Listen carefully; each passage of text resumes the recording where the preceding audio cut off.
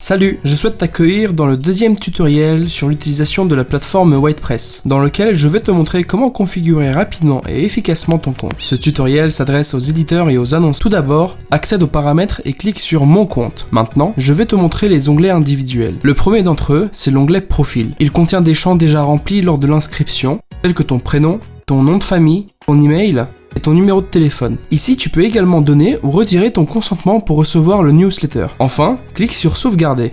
En bas à gauche se trouve l'option Supprimer le compte, que je te déconseille d'utiliser, car j'aimerais que tu restes avec nous plus longtemps et que tu utilises pleinement les fonctionnalités de la plateforme. N'oublie pas qu'en cas de problème, tu peux toujours nous contacter au bureau de WordPress. Le deuxième onglet est celui des coordonnées et adresses de l'entreprise. Je te conseille de le compléter immédiatement et de choisir le statut juridique approprié, car le passage de données de particulier à société nécessite un contact par email avec nos équipes. Je t'en parle maintenant, car chez WordPress nous respectons ton temps. Donc tout d'abord, sélectionne le statut juridique dans cet onglet. Si tu diriges une entreprise, remplis l'onglet de société et entre le pays, le nom de l'entreprise, la ville, le code postal, l'adresse. Tu dois aussi répondre à la question si tu es assujetti à la TVA et fournis l'identifiant fiscal de ton entreprise. Cependant, si tu ne diriges pas d'entreprise, sélectionne l'option de particulier dans le champ de statut juridique et remplis les champs du pays, de la ville, du code postal, de l'adresse et de l'identifiant fiscal.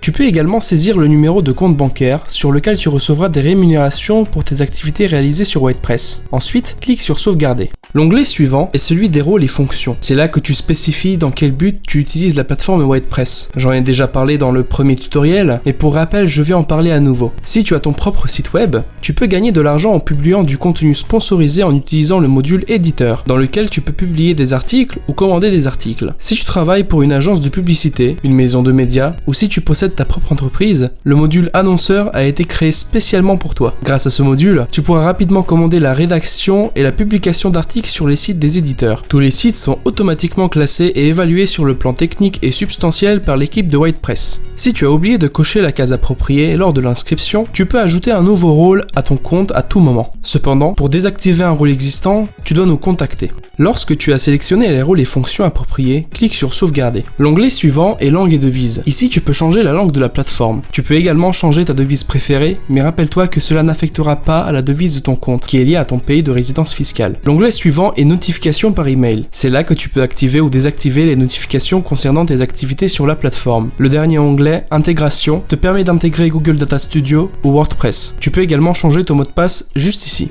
Dans le prochain tutoriel, je t'expliquerai ce que sont les sous-comptes et quelles sont leurs fonctions. Je t'invite à le regarder.